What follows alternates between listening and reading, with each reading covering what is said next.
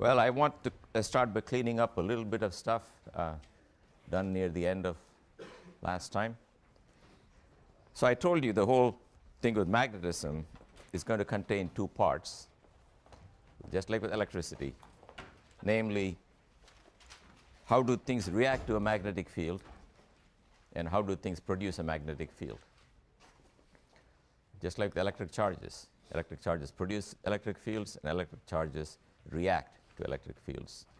So the first part is very easy for magnetism. The force of magnetism on a charge q depends on its velocity, because if it doesn't move, it doesn't feel it. And depends on the magnetic field, which I will denote by some symbol B. Then you can ask yourself, how am I going to get a vector out of two vectors, namely the velocity and B? And a natural candidate is the cross product. Now, that doesn't mean that's the right answer. For example, I can multiply this by the absolute value of velocity squared, and that will still be a vector, because that's just a scalar. Anyway, ignore that, because that's not what happens. Nature is very kind, and it's just B cross B. And you got to know how to do the cross products. Okay? There are two rules you're going to use all the time. One is a cross product, which is, for me, the screwdriver rule, that if you got a vector V and you got a vector B, you turn a screwdriver from V to B, and the way it comes out is the direction of the cross product. Right. So everyone's doing that. So you can also do it with your hand. Have you seen all these rap guys? They're all computing cross products, because that turns out to be a right-hand rule and a left-hand rule. So you can do that, or you can do this. Another one is whenever there's a current or something and you don't know which way the magnetic field is going, you're supposed to wrap your hands around the current. Now, don't do this at home. Wrap it around the current, and the thumb points in the direction of the field. Okay? So whenever you have doubts about which way something is going, if you see something looping around, drive your four fingers around that loop, and the thumb will point in the direction of the answer. So that's, I've been using it a lot without spelling it out for you, but you should know at least technical definition of cross product. Another thing is, I didn't tell you anything about units. So B is measured in Tesla. And the meaning of a Tesla is that if you have a 1 coulomb charge moving at 1 meter per second, perpendicular to the magnetic field B of 1 Tesla, it'll experience a force of 1 Newton. That's it. So Tesla is cooked up so that in the MKS units that we use, if you put in the numbers, you will get the force in newtons. Okay. Then I said, from this microscopic description of what happens to a single charge, you can go to a piece of wire carrying some current and take a segment dl, and the current is I going through the loop. The force, which I write as df, meaning an infinitesimal force on an infinitesimal segment, is dl cross B. So that if you stick a wire in a magnetic field, well, different parts of the wire have current going in different directions. So I'm taking a tiny section, dl, and in that tiny section, I'm computing the cross product. Okay? That's going to be the force. For example, if at this location, the magnetic field points that way, then the force will be coming out of the board. So this is the first half, and I try to do a problem near the end. And let me repeat that, because I sort of switched coordinates, I think, in the middle. So I wanted to do this problem. That's a wire. This is a semicircle. I'm not worried about this portion and this portion. I just want to know what is the force on this segment here. Which way is it going to act? So B is like this. First of all, you can tell the force is going to be in or out of the blackboard, because if V is in the plane of the blackboard, I mean velocity of the current is in the plane of the blackboard, B is in the plane, cross product will be perpendicular, two of them will come out. You just got to figure out, is it coming out or is it going in? So take a segment here, if you like. That's the segment dl, and that is the B. Turn a screwdriver from dl to B, it's coming out of the blackboard. B is assumed to be uniform and in the plane of the blackboard. So let's now compute the contribution from this segment. The contribution from this segment is going to be, I'm going to ignore the vector nature because it's coming out of the board. I already know that. So there is the current, then there is the dl, then there is the b, and there is the sine of the angle between these two guys.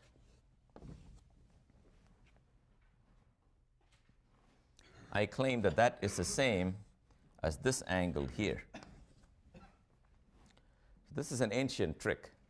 The ancient trick says the angle between two lines is theta, then the angle between the perpendiculars to the two lines is also theta. So the two lines are this, and the perpendiculars to them, this guy is perpendicular to this one, and the tangent vector is perpendicular to the radius. So that's the same angle theta. So that sine theta is this one. So the total force will be I, B, and what is dl? The segment length dl is just r times d theta. So you got sine theta d theta, integral from 0 to pi. So the reason I repeated this is that normally we measure theta like that, but there's nothing sacred. You can measure it any way you like. If you measure it this way, it's increasing in this direction, it should go from 0 here to pi there. So integral of sine is minus cosine. You do all the limits, you get 2I b r.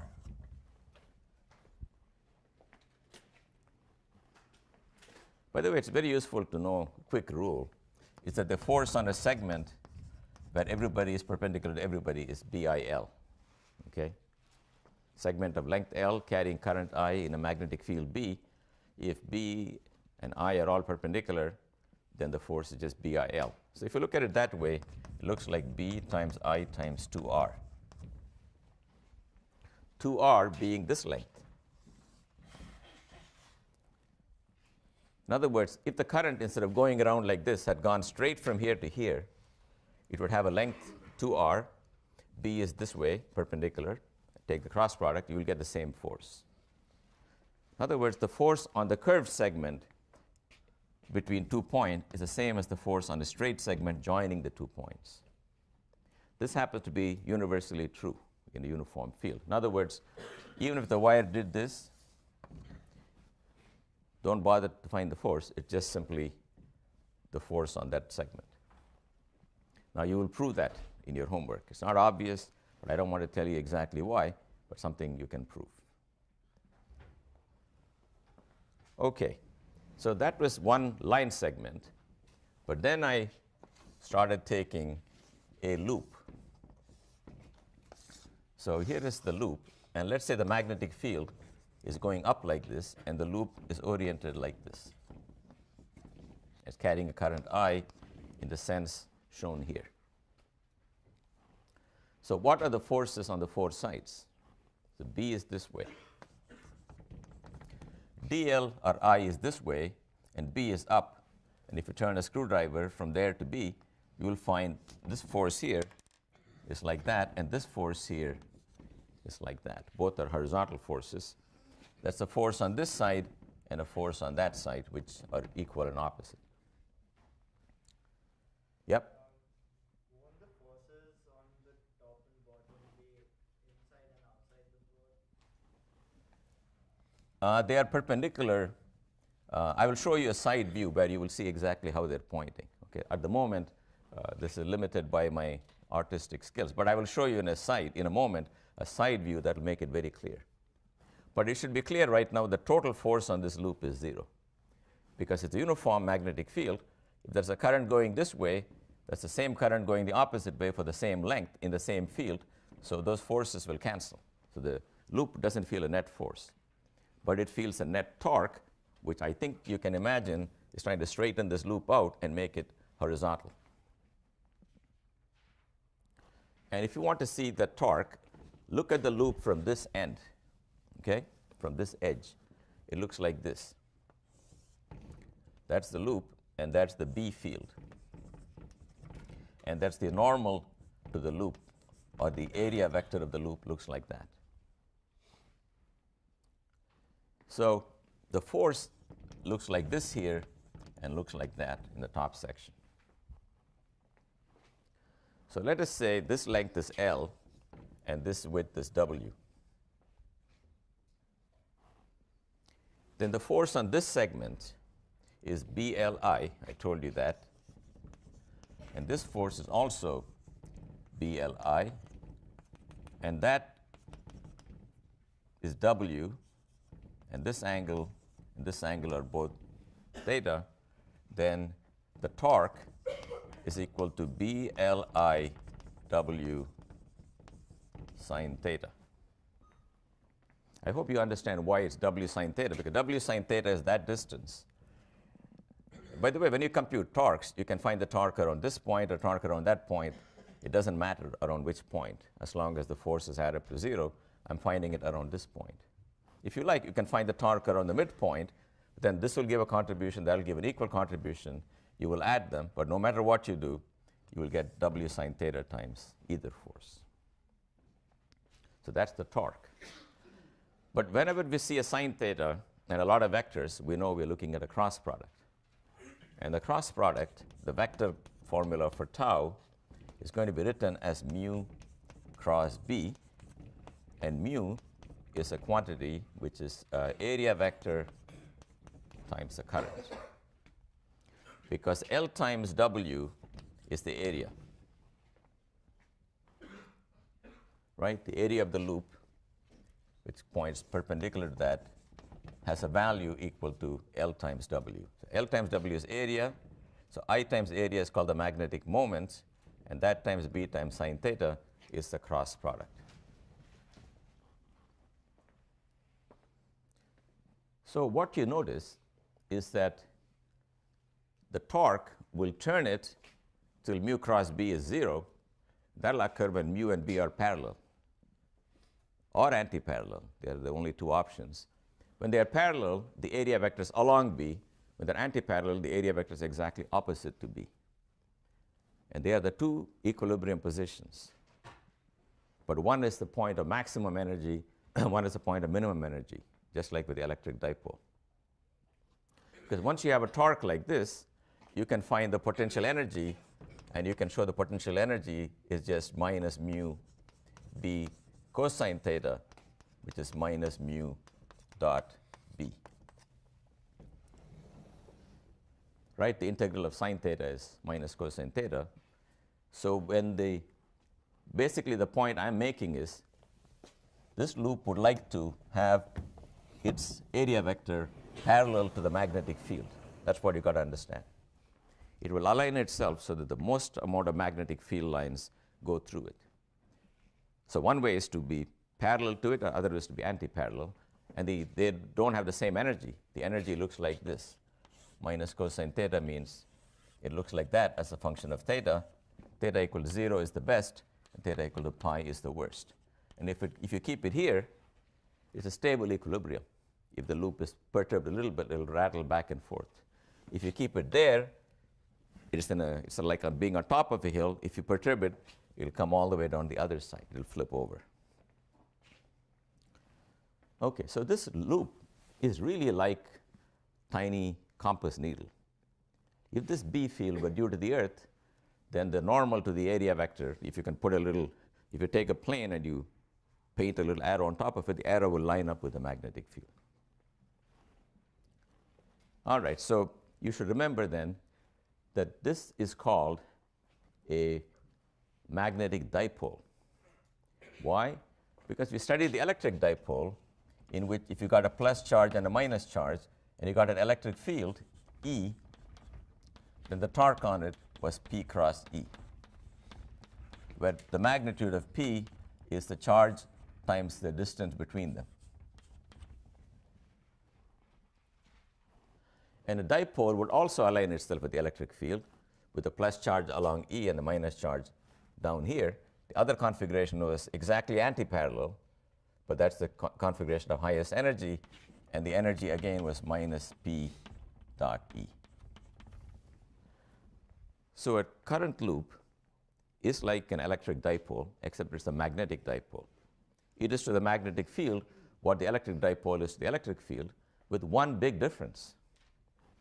If you look at an electric dipole, it really has a plus charge and a minus charge at the two ends. A magnetic dipole, like a current loop here, doesn't have a plus and minus magnetic charge there.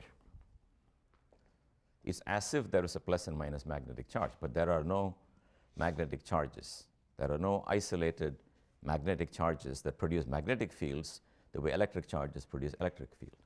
If you had a magnetic monopole, it will produce a radially outgoing field like 1 over r squared, but there is no such thing. But there is something that looks like a magnetic dipole. In other words, if this was a plus magnetic charge, that was a minus magnetic charge, then they would feel a magnetic field, and they would obviously line up with the magnetic field. The dipole will line up with the field. Okay, now it turns out you can get some money out of this. You can build a device. The device I'm going to build is an electric motor.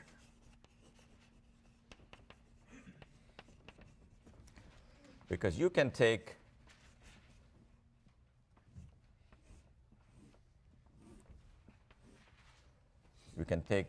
a bar magnet or any other magnet with some magnetic field coming here. This is the other end of the magnet. You put a current loop here.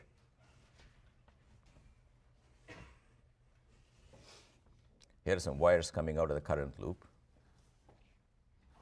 If you drive a current through it, then let's see, if I drive a current like this, the magnetic moment looks like that, and the magnetic field B looks like this.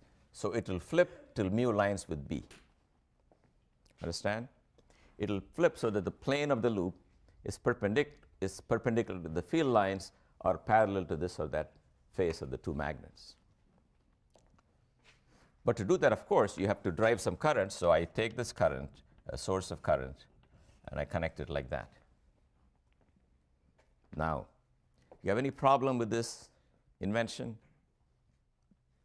Yes? What's your problem?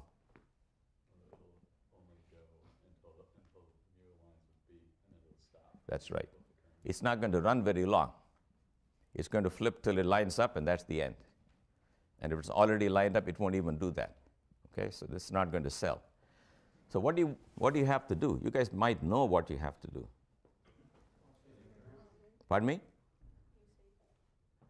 AC? Suppose you only have a DC voltage. What are you going to do? Suppose you're very quick with your hands. What will you do? Pardon me? Okay. Two things. One is switch the magnet. You can also switch the wires at the terminal, right? You can keep doing this, and you can keep reversing the current. Every time this guy thinks it's found happiness, you say, no, I'm going to turn it around. Then you go to the other end, you do it again.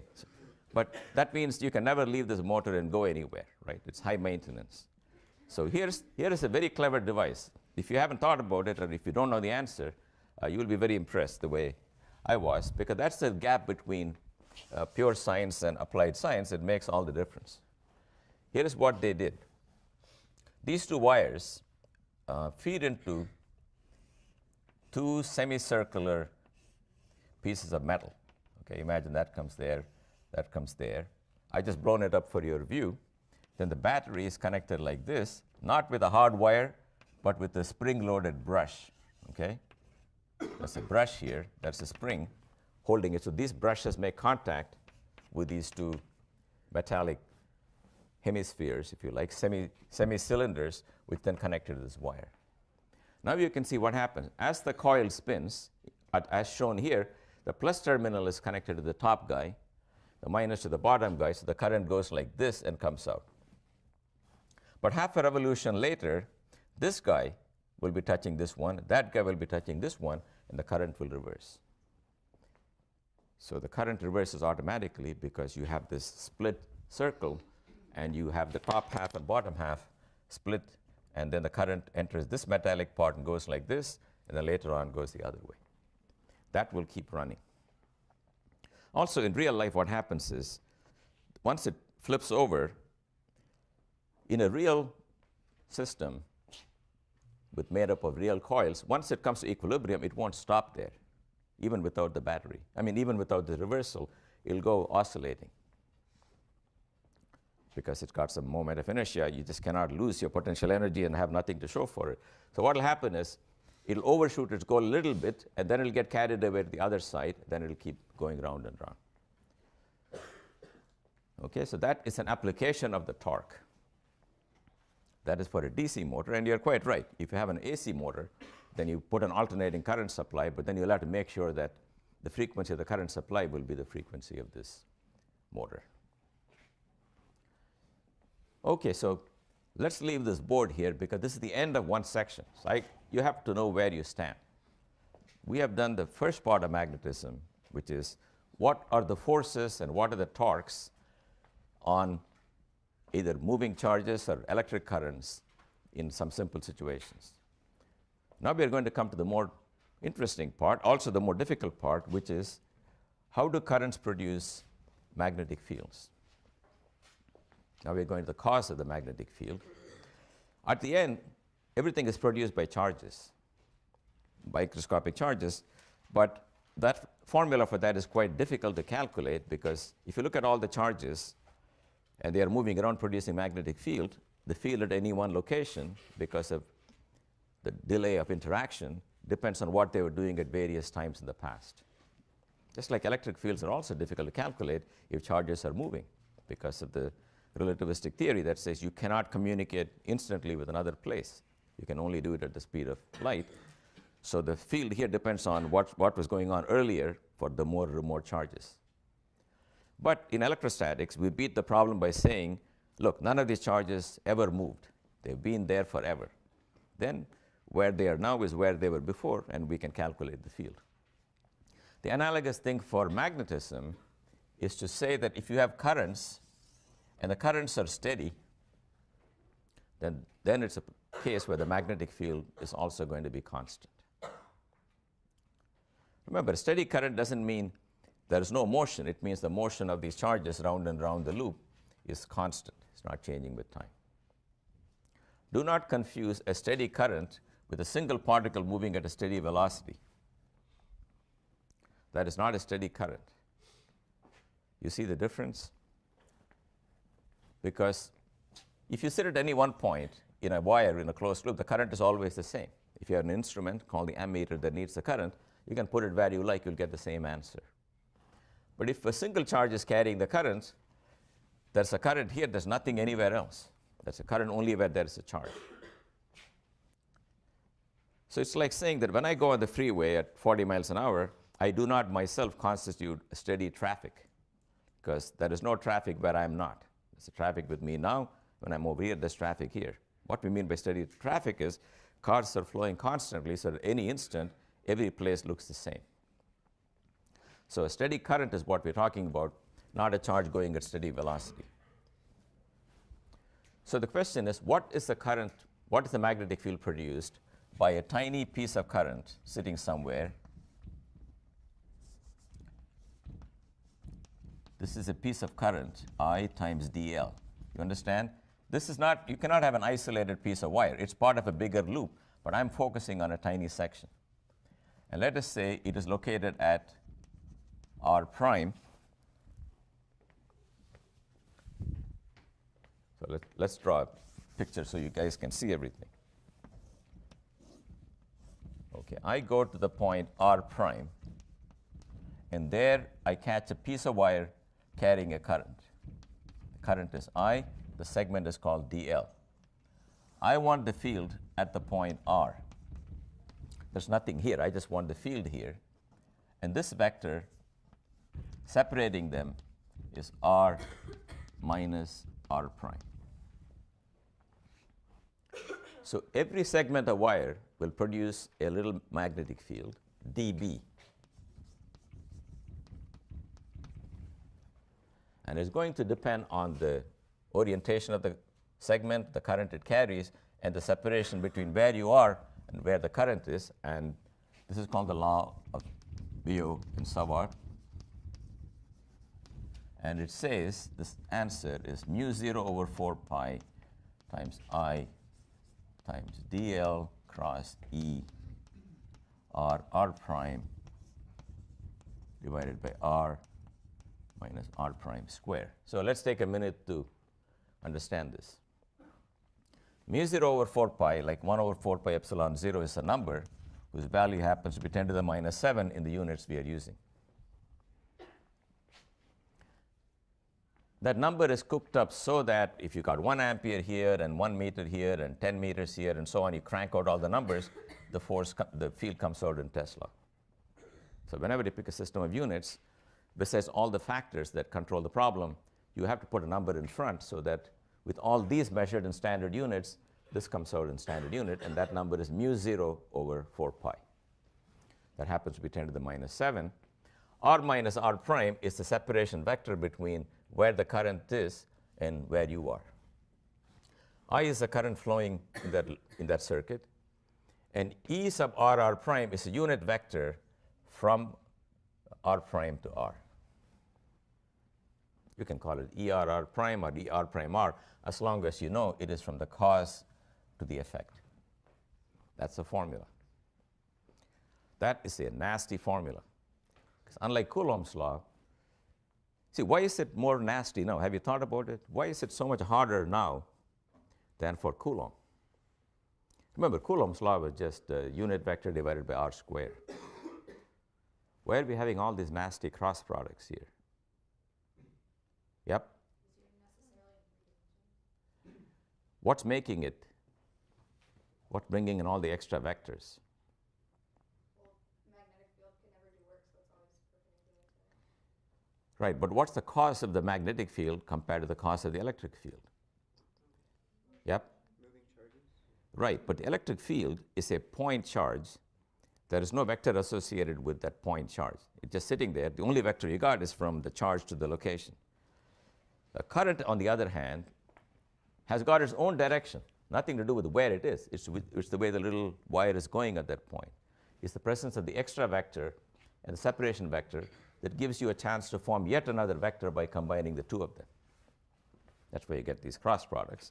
But anyway, that's how nature is. That's what happens. So we just got to say what it is. So you've got to take this and learn how to use it. So that's what we will do. So the first application of this is going to be the field of a little circular loop of some radius r, and I'm going to find the field at a distance z on the z-axis. Say the loop is in the xy plane. I want the field here. So what you will have to do, think about what you have to do now. You got this formula, but what do you think you will do? The current here is I.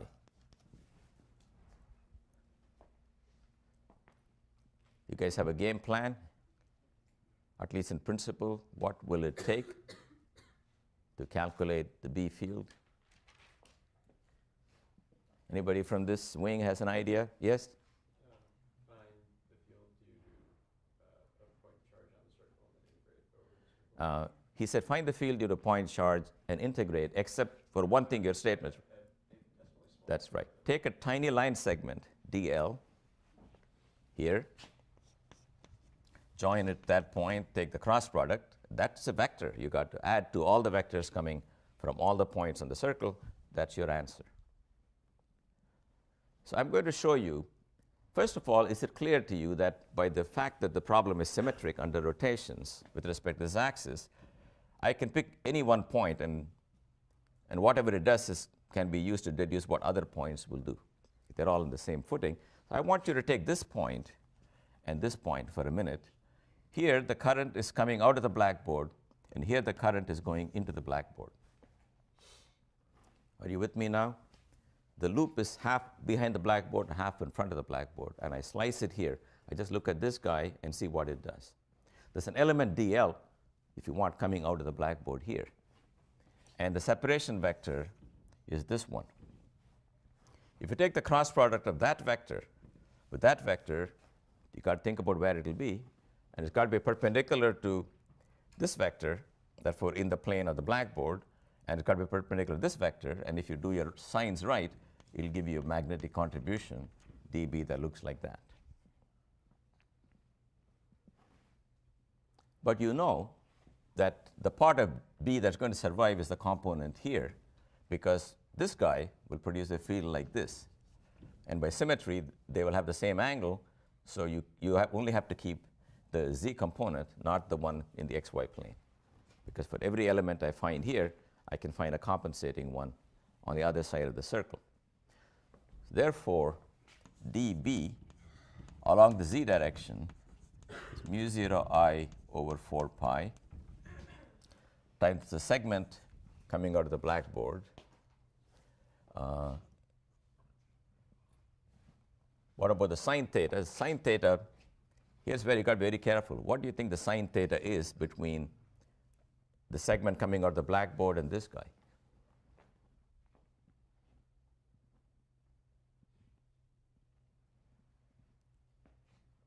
What's the angle between a line that lies in the plane of the blackboard and the line coming out of the blackboard? 90. Okay, don't be fooled by anything else. Anything coming out of the blackboard is orthogonal to anything in the plane of the blackboard. The wire is coming out of the blackboard, this vector is in the plane, there are no sine thetas to worry about. But you got to divide by the square of the distance, and the square of the distance happens to be z square plus r square. That's the square of the distance. Well, now that'll give you this part, but I want that part. So that's cosine of this angle alpha.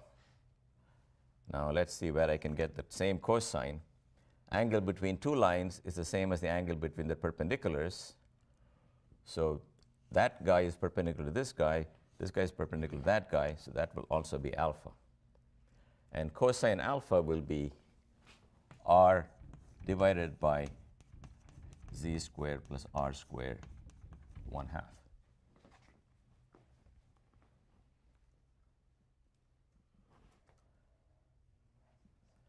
So the sine theta didn't come because of a sine theta in the cross product. I mean, this factor, it came because you want the projection of this vector up the z-axis.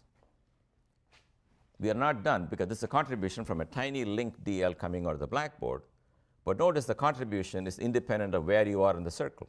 Everything makes a contribution up the z-axis. Each one makes a contribution dl. So if you add up all of these, there's nothing to integrate here. That's what I want you to notice. Z and r are fixed. Just got to integrate dl, which will be 2 pi r. So I get mu 0 I over 2 pi r squared divided by 4 pi divided by z squared plus r squared to the power 3 over 2.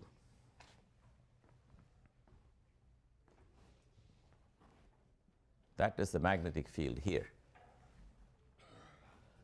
So along the axis, it will go like this.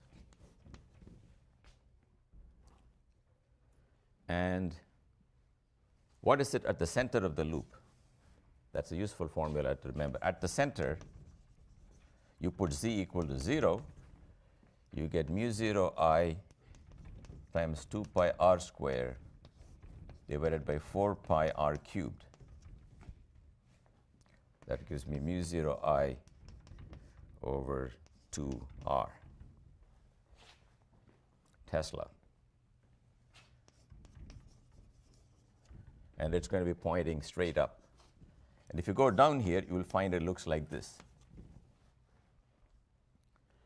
Now, if you want to find the field somewhere else, it's a lot of work because you don't have the symmetries. But I will tell you what you get. You will get these lines that look exactly like, I'm not showing you the other half, but that looks the same. Now that is supposed to remind you again of a dipole. In fact, if you go to very, very long distances, when z goes to infinity, what does B look like? You go to the formula and let z go to infinity, you will get, maybe I'll do it again here.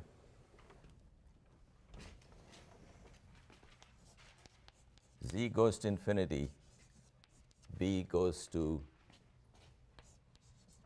mu 0 I pi r squared divided by 2 pi z cubed. I'll tell you why I don't cancel the pi's. I know you guys are dying to do that. But pi r squared times I is the dipole moment of the loop. Remember, it's the area times the current. So ignoring all the factors, it looks like the dipole moment divided by the distance cubed. That's exactly how the field went for an electric dipole. So magnetic dipole and electric dipole are again similar. So they're similar in two ways. Just like the electric dipole lines with the electric field, the magnetic dipole lines with the magnetic field. That's the first thing. The field of an electric dipole has got these little circles going out, and the field of a magnetic dipole also looks exactly like that. The only difference is if you go into an electric dipole, you will find two guys, plus and minus, producing the field. If you go into a magnetic dipole, you will find nothing at the center. You'll just find a loop. So nature gives us magnetic dipoles, but not magnetic monopoles. That doesn't mean they're not there. People have been looking for them. They were spotted once, but it's not been spotted again. It could be because they're very rare, and they're very heavy, and they're very hard to measure, or maybe they're not there. We don't know. But we don't see them the way we see electric charges to be sure they exist. Okay.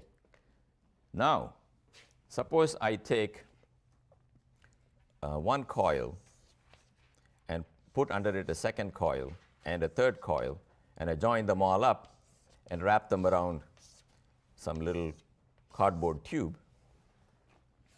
You can imagine then these fields will all add up, and you'll get a field that looks like this.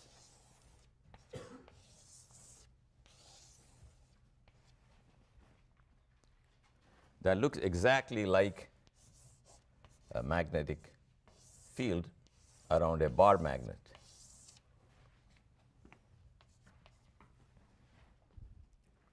Can you see that? You saw the field due to 1. You can stack them up, and then you can compare the field. As far as a compass needle is concerned, if you put it here or there, it behaves the same way.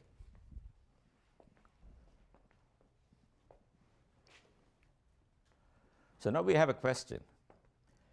Here is a magnetic effect due to current carrying loop, or due to currents. Here is magnetic effects due to no currents, because the magnet is not connected to anything. So you have an option. Either you can say that's a new kind of magnetism produced by God knows what, or you can say, I believe that everything is coming from electric currents, and the question is, where are the currents in this guy? Do you know where the currents are in a bar magnet?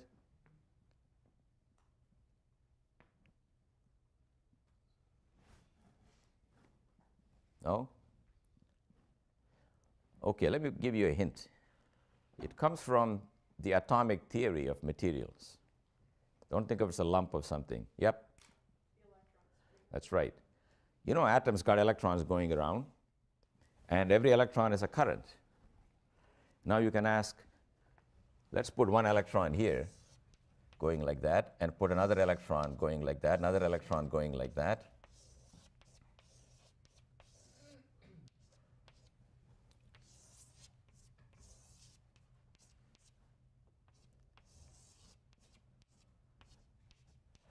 What do you think they all do together? Suppose they got 9 electrons in the plane of the blackboard all going around their atoms. You can see that in the region between the atoms, they go in opposite directions. This guy is going like that guy is coming like this, they cancel. The only thing that doesn't cancel is along the perimeter. Everybody, what are these guys doing? Here we go. Sorry. Yes, they do this. So it's a physical fact that when many orbits are put next to each other, they cancel on the interior and give you something on the boundary. So even though each atom is a very tiny loop, if you got 10 to the 23 atoms, they can look like a macroscopic loop.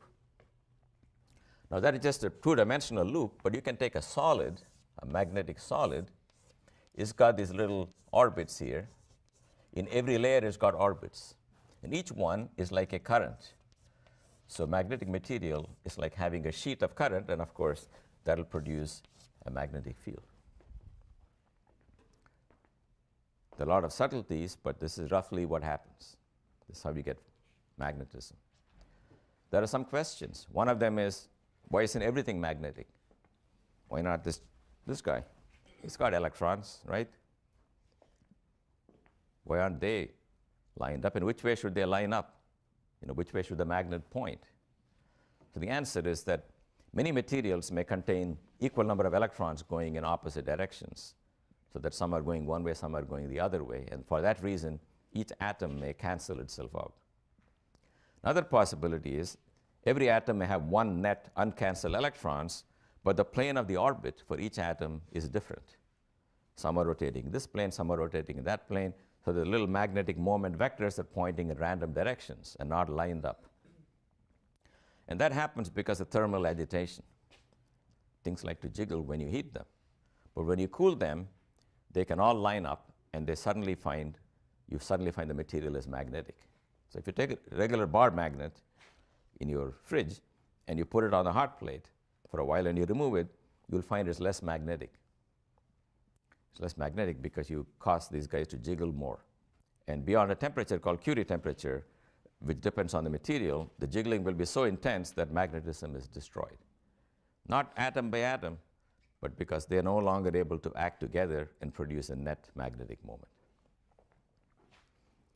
Then you can also take materials in which every atom has an electron that's willing to line up, but they don't know which way to line up. They can line up in any way they like, but then if you put them in a strong magnetic field, then because every dipole likes to line up with the magnetic field, the atomic moments line up with the magnetic field. Then even if you take off the magnetic field, the dipoles remain aligned. Do you know why they remain aligned? Because they are producing their own magnetic field, which keeps them in place. That's called a self-consistent solution. So the magnets, if they all agree, hey, let's line up, can actually make it a stable situation, because when they do line up, they produce their own magnetic field, which encourages them to line up. So these are all interesting things in magnetism, but the starting point always is to find out how to take these microscopic moments and make them line up. All right, so now I'm going to do, so this is at least an explanation of why bar magnets are magnetic, because they are really circulating currents, and there's no different from this current.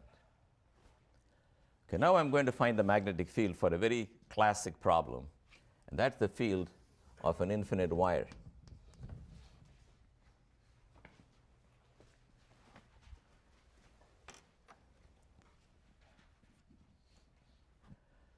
Okay, so here's the infinite wire, and we want to find the field it produces.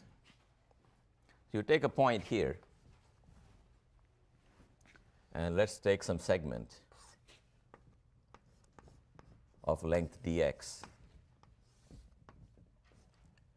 And this is the separation vector, and we want to find the field due to, if you want, dl is here.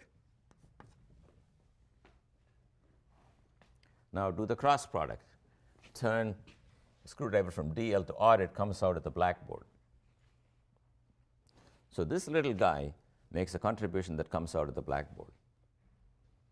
In fact, you can check that as you go along the line, everything adds in the same way and makes a contribution coming out of the blackboard.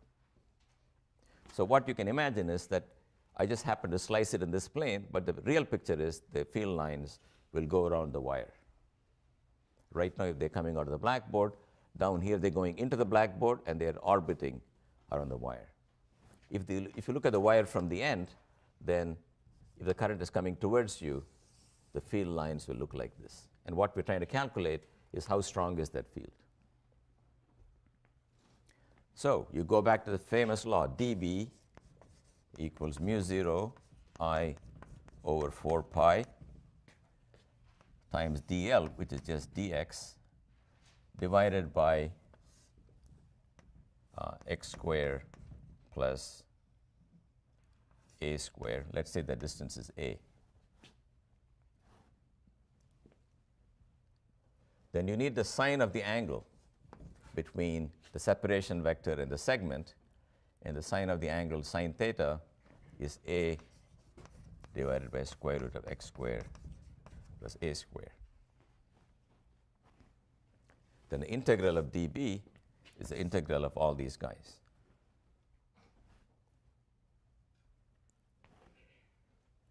Now you can guess what the final answer is going to look like just from dimensional analysis.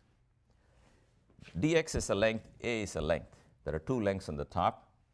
The bottom, there are 3 powers of length, an x square or a square from this one, and a square root of a length square, which is another length. You see that? 2 powers of length on the top, 3 in the bottom. Answer has to, in the end, have dimensions of 1 over length. The only length in town is a, so you know it's going to look like mu 0 I over a. But then it could be half of a or 10 times a. If you do that integral, you'll find it's over 2 pi a.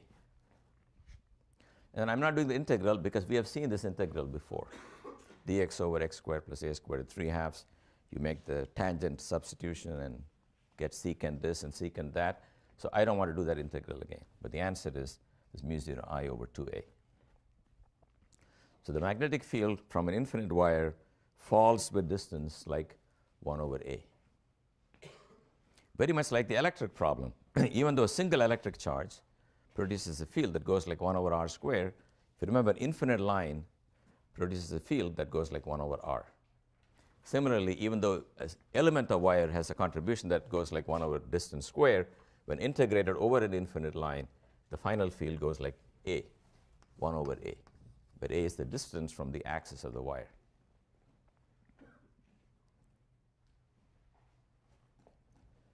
For a homework problem, I want you to notice that in this integral from minus to plus infinity, the segment for the plus axis, the segment for the minus axis make equal contributions. In other words, if you take this to be at origin, that segment and that segment contribute equally to the field at any point because it's an even function of x. You will find it useful when you do the problem set. Okay, so here is an interesting result, mu 0 I over 2 pi a. Now that's going to explain a few things. So here is a wire, and I told you long back when we started magnetism, I said if you put a test charge here and it moves like this, it's attracted to the wire. Now we can understand that attraction. We understand the attraction as follows. Look at the thing from end on. The current is coming. What do you think the direction of the magnetic field here is? Again, you put your thumbs around this one. It's curling, therefore it's going into the blackboard here and coming out of the blackboard here. That is the azimuthal magnetic field seen from the plane of the blackboard. You got this guy going with the velocity v here. Take the cross product of v with somebody going into the blackboard, you'll find you get a force towards the wire. That's why the charged particle going along the current is attracted to the current if it's positively charged. If it's going in the opposite direction, if you reverse the velocity, you'll get the opposite field, opposite force, so it'll go away from the wire. Finally, I want to mention the experiment that people did before any of this, which is to notice that if you got two currents, I1 and I2, they attract each other if they are parallel, and they repel if they're anti-parallel.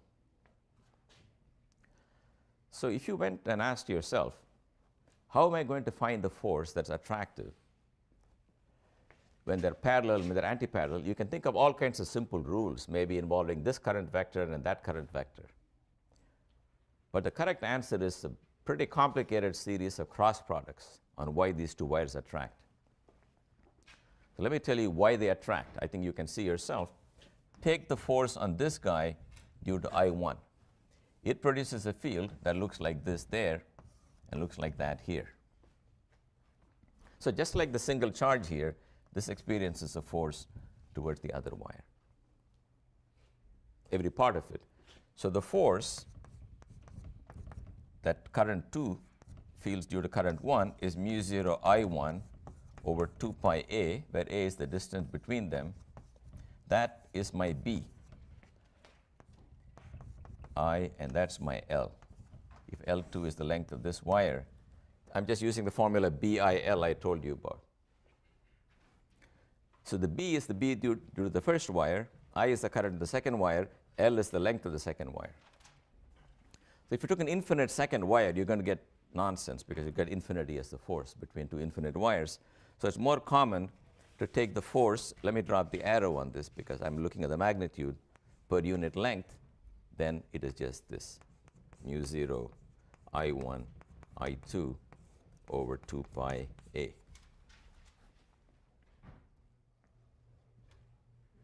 And the current, you know, is measured in amperes, which means if you took 1 ampere in this wire and 1 ampere in that wire, and they were 1 meter apart, the force between them will be mu 0 over 2 pi, which will be 2 times 10 to the minus 7 newtons per unit length.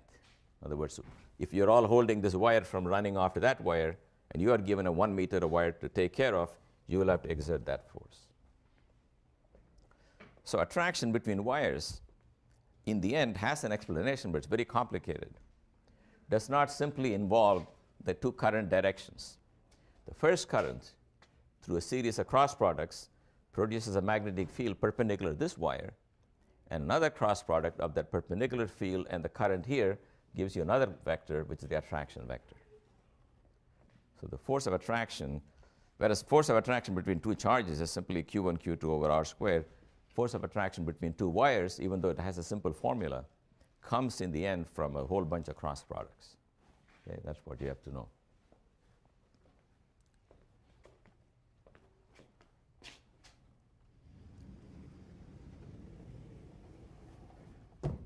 All right, so now I'm going to do a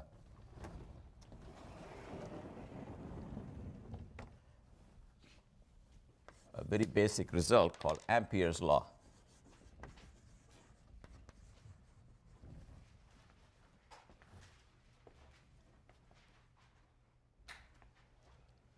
Ampere's law says the following. Look at the current coming towards you. The field lines go like this. Let me call that angle phi. Then the magnetic field is a unit vector in the phi direction times mu 0 I divided by 2 pi r, where r is the distance. This is the wire, okay, and I am looking at various circles. This is a circle of radius r. Here is what B looks like. So B is circulating around the wire. Very different from E. E emanates from charges, but has no circulation. Its line integral on a closed loop is 0, electrostatic thing. The magnetic field just the opposite. It's always going around in circles, and therefore has a line integral. And I will mention later on that it has no surface integral, because B's don't start and end anywhere, the lines of B. Therefore, if you took any surface, whatever line comes in has to go out, because it cannot stop. I'll come to that in a minute, but let's look at the line integral of B around a circle. B dot dr around a circle. So on a circle, take a section of a circle. So here is my portion of a circle. dr is equal to r d phi times unit vector in the phi direction. Do you agree with that? The tangent vector of the circle, a tiny little guy, has length r times d phi. R is this one, and points in the direction of the unit vector in the phi direction. So E phi is unit vector like that. B is already this. Therefore, B dot ER, dr looks like mu 0 I over 2 pi times integral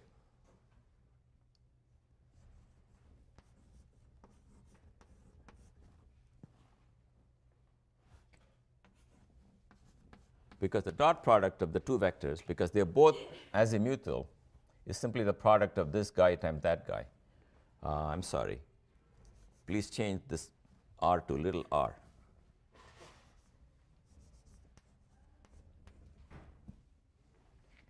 In other words, I want that distance to be little r.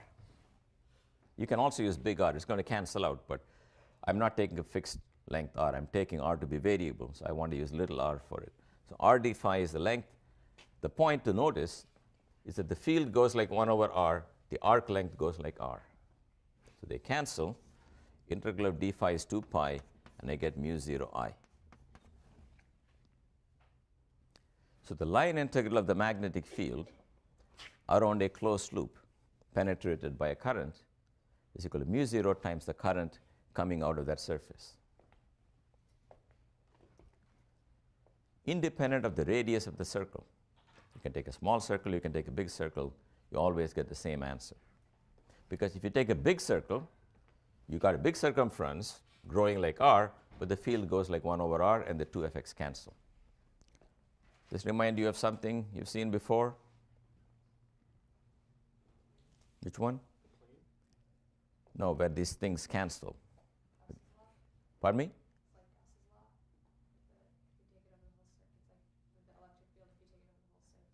Like Gauss's law, you mean?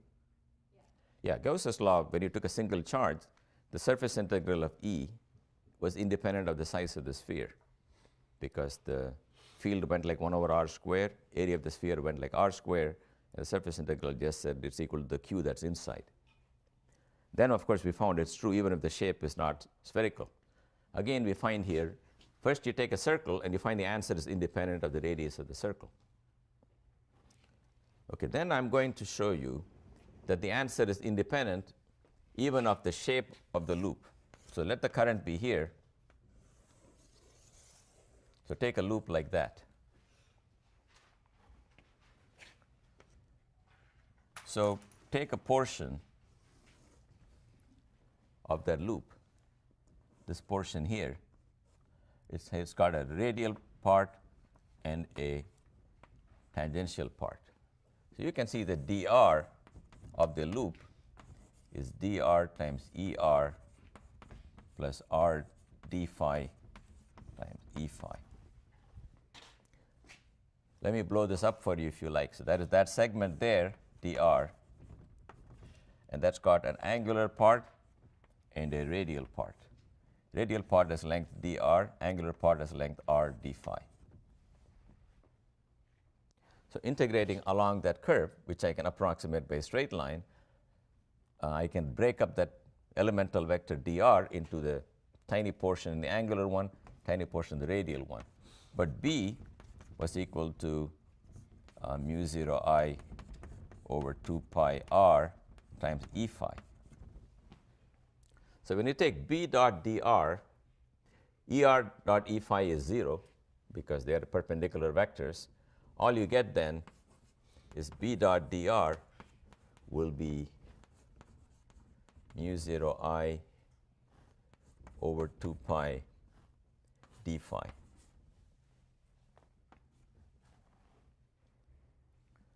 So the line integral of b receives a contribution equal to simply the angle of that two rays that bound this little segment.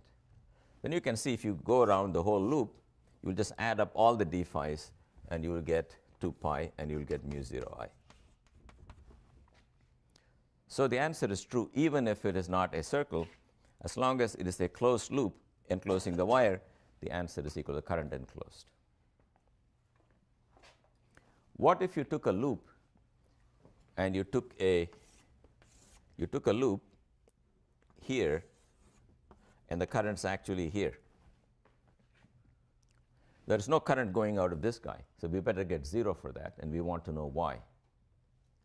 You'll get 0 because if you do the same formula, it'll give you integral of d phi, but notice that if you go around here and come back all the way here, the change in phi is 0. Can you see that? In any loop bounded by some lines, the range of phi, as you follow it, goes back to 0. Whereas if you encircle the origin, the phi changes by 2 pi. So if you take a point here and you go around in a loop, you come back to the same phi. If you take a point here and you go around, phi goes up by 2 pi. That's why a loop not enclosing a current will get 0 contribution. A loop enclosing a current will get mu 0 I. And finally, by superposition, if you got many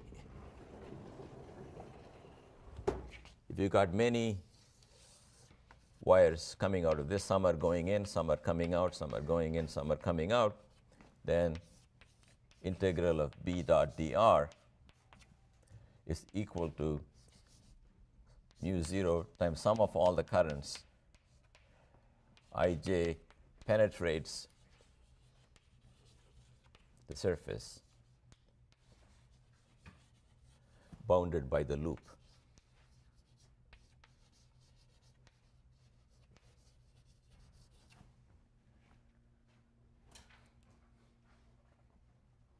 That's because B is made up of B due to this guy, that guy, that guy, that guy, but the sum integral of the total B is the individual integrals. Each one gives you its own current. So superposition is a great and powerful result. If you can do anything for one charge or one current, you're able to add everything together. So this is called the law of Ampere.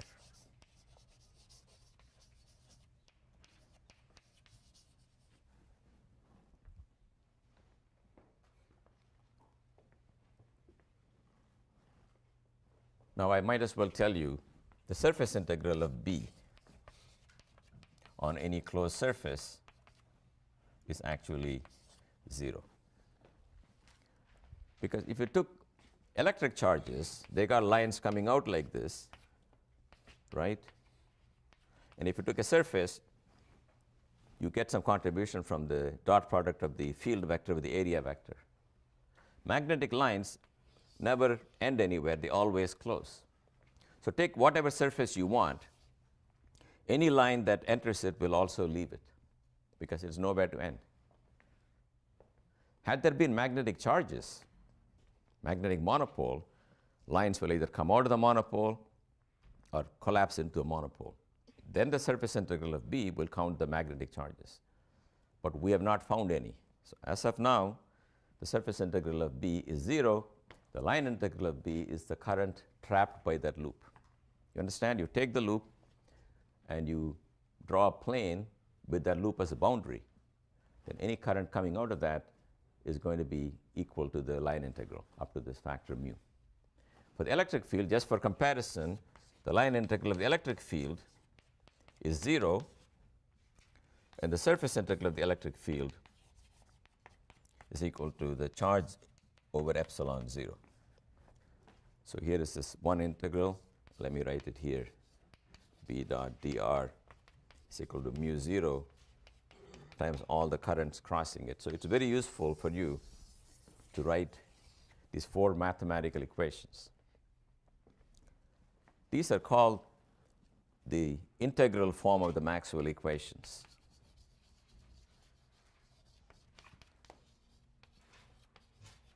Namely, it's the relation between electric and magnetic fields written in terms of integrals of the electric and magnetic fields.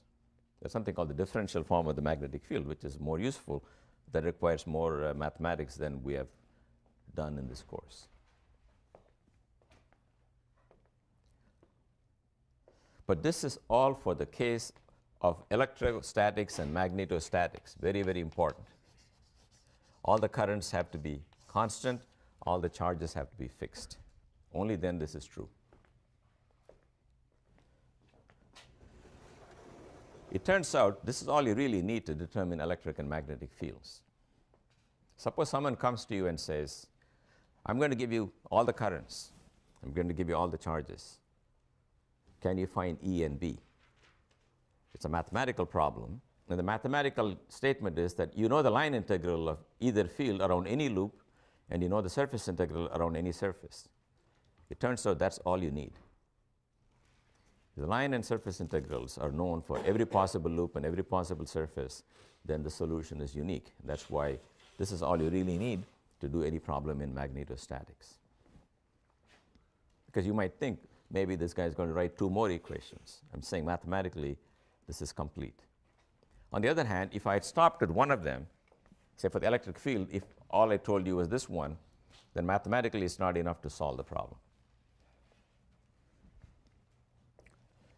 Okay, so I'm going to use Ampere's law the way I use Gauss's law to show you some simple applications. Suppose someone gives you an infinite wire and says find the field around it. Now you can do that nasty integral, which I did on the top right corner, but now you don't have to do it. Because you will argue by symmetry that the field here cannot be pointing to the left or pointing to the right should lie in the plane, because there's no reason to bias one way or the other. And in the plane perpendicular to it, the field should be invariant when you rotate the wire, because the wire looks the same when you rotate it. So the only possible things I can think of are the field can look like this, or the field can look like this. They both have the property that when you rotate the wire, they look the same. But you can rule this one out. But one way to rule it out is to say that if all the magnetic field lines end on the wire, there must be magnetic charges, and we don't have them. Another way, which is more subtle, is to say, if this was the field configuration for this current, if I reverse the current, everything should reverse, and the line should go outwards now. On the other hand, if I took this infinite wire and I rotated it like that around this axis, the current will point the other way, but the field lines would still keep going radially in. That means if I took that current and I flipped it around, the field lines still go to the center, but I has become minus I. So that rules this one out. But you can easily satisfy yourself that this configuration of circulating things will satisfy all the requirements. So I know the field is azimuthal, goes around the wire. I know it depends only on the distance from the wire and not where I'm in the circle. Therefore, I look at the wire end on, and I know that there's a field here in the angular directions. I also know the line integral of B dot dr is equal to mu 0 I. This is like Gauss's law. You cannot find from it B separately, except in the lucky case where B dot dr is a constant over the entire circle, which it is in this case, because it's simply B times 2 pi r. If B is azimuthal, which is I've argued for, the line integral is B times 2 pi r is mu 0 I. That means B is equal to mu 0 I over 2 pi r.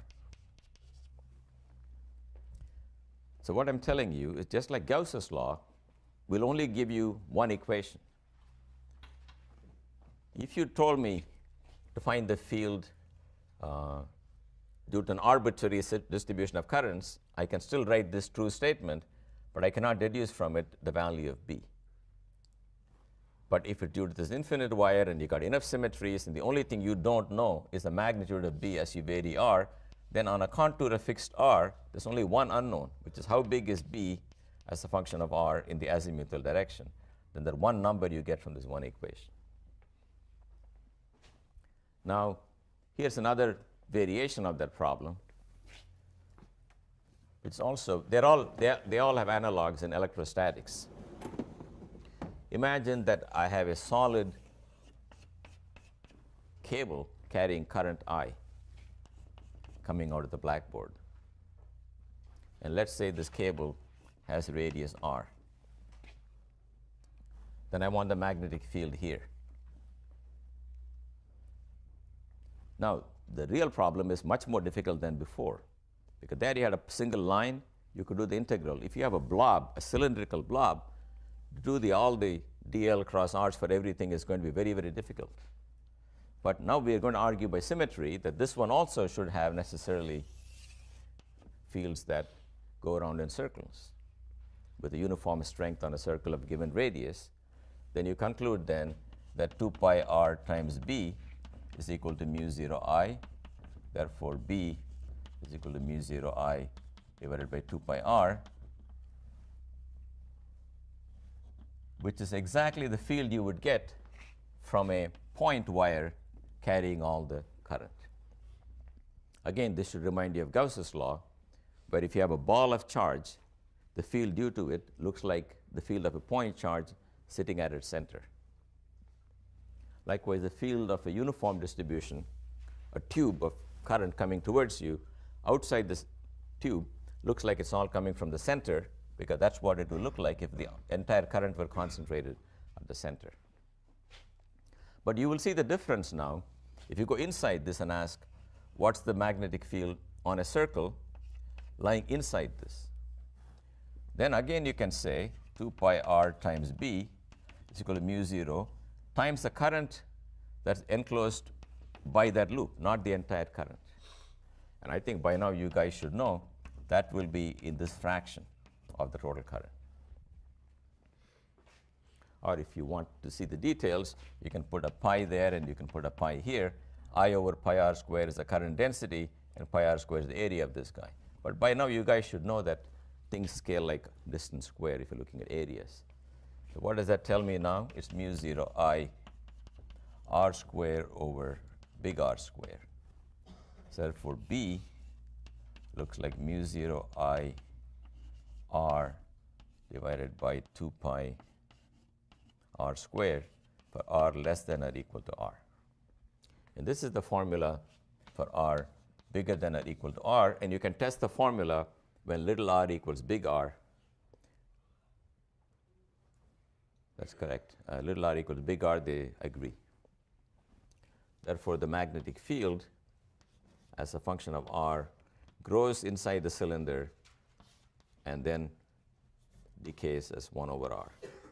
All this should be familiar to you if you still remember similar problems from Gauss's law.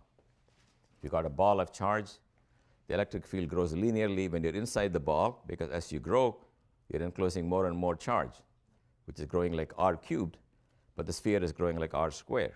So it grows like r, but once you cross the sphere, you go to bigger and bigger spheres. You're not enclosing more charge, but the sphere for Gauss's law is getting bigger, so it falls like 1 over r squared. Similarly here, it falls like 1 over r when you're outside the cylinder and grows linearly with r when you're inside the cylinder. Now, there are a couple of other miscellaneous applications which I will do next time.